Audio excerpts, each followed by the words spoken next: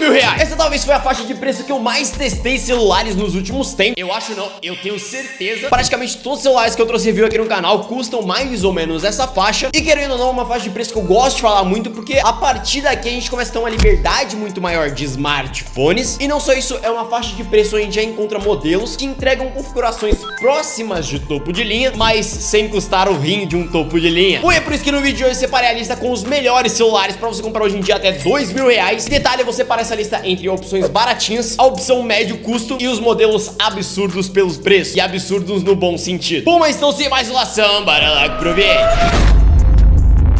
Rapaziada, também deixa aqui nos comentários qual celular vocês querem que eu traga a review ou qual celular que faltou nessa lista. E acima de tudo, não esqueçam de votar na gente no prêmio iBest. Eu quero ganhar esse prêmio em 2025 e eu peço muita ajuda de vocês pra gente conseguir. Então eu vou deixar o link aqui na descrição pra vocês votarem na gente, pra gente realmente conseguir esse marco. E muito obrigado a vocês. E lembrando, o link dos seus produtos, assim como sempre, vão estar aqui na descrição. Então vamos lá, começando pela opção mais baratinha que a gente encontra, mais acessível, que entrega um custo-benefício muito bom. E aqui, sem dúvidas, é claro, o A35.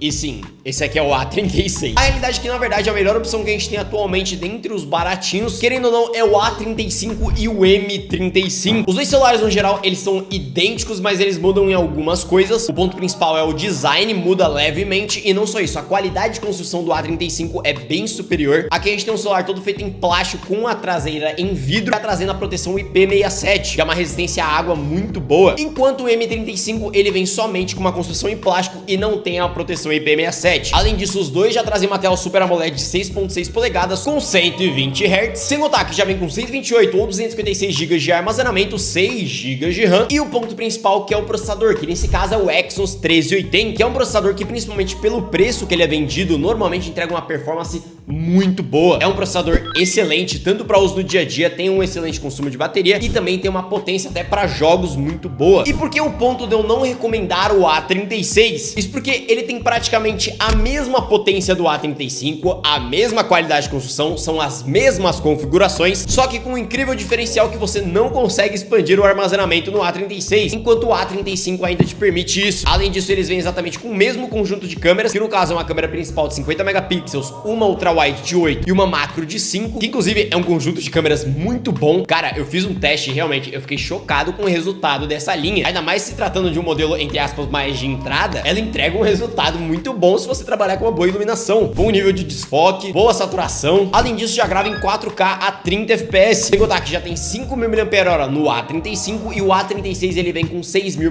mAh. Mas, ainda assim, eu recomendo mais o A35 pela qualidade de construção. E com relação ao preço, normalmente ele custava uma média de R$1.300 a R$1.400. Ainda até dá pra encontrar por esse preço, mas hoje a média dele subiu um pouquinho mais, tá na faixa aí dos seus R$1.500. Porque, né, senhora, a Samsung aumentou o preço pra tentar vender essa bosta aqui, que custa R$1.800 esse aqui. Mas hoje facilmente se encontra nessa média aí. E ainda assim, na faixa dos seus R$1.500 é um excelente celular. Até porque nesta mesma pegada a gente encontraria outros modelos, que no caso é o Infinix Note 40 5G. Que sim, eu particularmente não gosto dessa marca, a Infinix no geral. Isso porque o ponto que eu não gosto dela é porque ela sempre tenta vender os celulares como se fossem celulares gamers, sendo que na verdade são celulares com especificações extremamente comuns e até bem básicas pelo preço, como era o caso deste celular aqui. O Infinix Note 40 5G era um celular que era péssimo pelo preço, porque ele custava R$2.000 e vocês vão ver as configurações dele. Ele aqui no caso, ele vem com uma tela de 6.78 polegadas, IPS com 120 Hz. Além disso, ele vem com 8 ou 12 GB de RAM, 256 ou 512 de armazenamento. E o ponto principal, que é o processador, que nesse caso ele vem com Dimensity 7020. Pelo preço que ele custava antes, que era na faixa de seus R$2.000, é um processador ridículo, cara, bem longe de ser gamer. Mas hoje em dia, na faixa de preço que ele tá atualmente, é um processador muito bom. Ele no geral entrega uma potência pro uso no dia a dia muito boa. É um processador que vai desempenhar muito bem, não vai ficar travando, ainda mais com esse conjunto de configurações, uma boa quantidade de memória RAM, uma boa quantidade de armazenamento. Não é um celular que vai ficar travando, e além disso ele até consegue rodar alguns jogos, inclusive até games pesados, como o caso do Genshin Impact. Não vai rodar na qualidade ultra 60 FPS, mas ainda assim ele é um processador que consegue entregar um bom desempenho. Ele é o mesmo processador que vem no Moto G54, o celular que custa R$1.200, e a potência dele fica próxima, até um pouquinho superior do que seria aí um A16 5G da Samsung, obviamente com eficiência um pouquinho melhor para jogos. Além disso, ele vem com um conjunto de câmeras relativamente ok. Ele vem com uma principal de 108 megapixels, gravando em Quad HD, que no caso é a resolução 2K, o que, sendo muito honesto, é muito estranho. Eu não sei porque não mete logo um 4K, mas enfim. É uma qualidade que na câmera frontal em si é ruim, eu não gostei da qualidade da câmera frontal. Saturação é esquisita, nitidez é esquisita, tudo é estranho. nível de contraste também extremamente elevado. Já a câmera traseira até que me surpreendeu, é uma câmera que ela traz uma saturação ok, traz até com um bom nível de desfoque. Eles colocaram também como ponto positivo o zoom, mas definitivamente o zoom desse celular não é bom, é um zoom extremamente padrão, mas ainda assim é uma câmera boa que vai entregar boas fotos e até uma boa qualidade de vídeo na câmera traseira. Na câmera frontal nem tanto. Além disso, ele também vem com 5.000 mAh e o ponto principal dele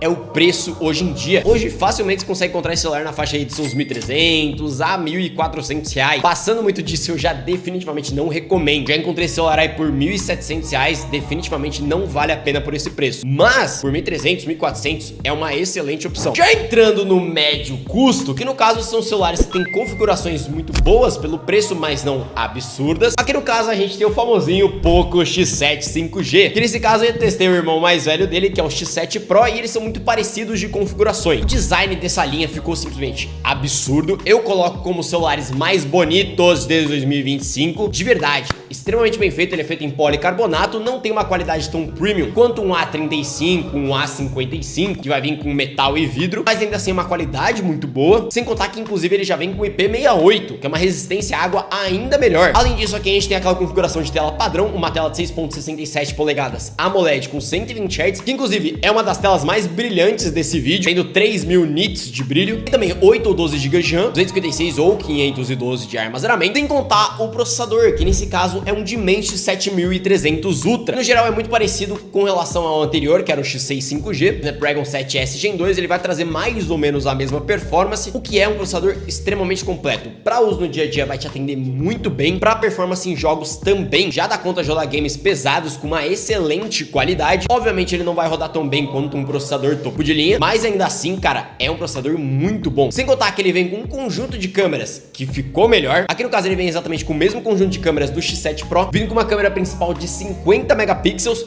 e uma frontal de 20. Sendo muito honesto, a frontal poderia ser um pouquinho melhor. Não é ruim, mas poderia ser melhor. Ainda mais pelo fato que ela só grava em Full HD a 30 FPS. Enquanto a principal traseira, ela realmente me surpreendeu muito. A saturação dela é muito boa, muito mais equilibrada. O nível de contraste dele também ficou muito mais equilibrado. O nível de desfoque muito bom. O único ponto é que ainda assim a Xiaomi ela tem um certo problema com relação ao contraste. Eu ainda acho ele um pouco em excesso, mas ainda assim um resultado que você consegue extrair muito bom dessa câmera. Sem contar uma bateria de 5.110 mAh, e com relação ao seu preço, hoje atualmente ele fica numa média aí de R$ 1.700. Talvez você encontre um pouquinho mais caro, mas facilmente você encontra nessa média. E detalhe, a gente conseguiu umas promoções que tipo, ele abaixava para R$ 1.500. Inclusive, se você não quer perder essas promoções, é só você entrar no nosso grupo de promoção. A gente lança oferta diariamente e principalmente a gente lança vários cupons lá e você resgata. Então, por exemplo, você vai fazer às vezes essa compra, tinha um cupom lá para celulares que era de R$ 200. Então é só acessar os primeiros links aqui da descrição, tá? Só que agora, indo pro mais desleal de todos, eu diria, que acaba sendo o Poco X7 Pro, o celular mais absurdo que eu testei esse ano. E eu não necessariamente falando de potência, porque eu testei celulares mais potentes do que ele, só que ele é muito absurdo pelo preço. Cara, aqui primeiro do design, eu coloco como o celular mais bonito que eu testei. Eu gostei muito desse design. Ele também é feito em policarbonato, com esse couro ecológico aqui na lateral, mas também trazendo o IP68. Ele tem exatamente as mesmas configurações do X7 5G. A câmera, inclusive, também é a mesma, como eu citei, com a diferença que ele grava em 4K a 60 FPS, mas ainda mantém a gravação em Full HD a 30 na frontal. Além disso, ele tem uma bateria muito melhor, que no caso são 6.000 mAh, com já um carregamento rápido de 90 watts. E detalhe, carrega a bateria em 30 minutos. E o ponto principal que torna esse celular extremamente desleal pelo preço é a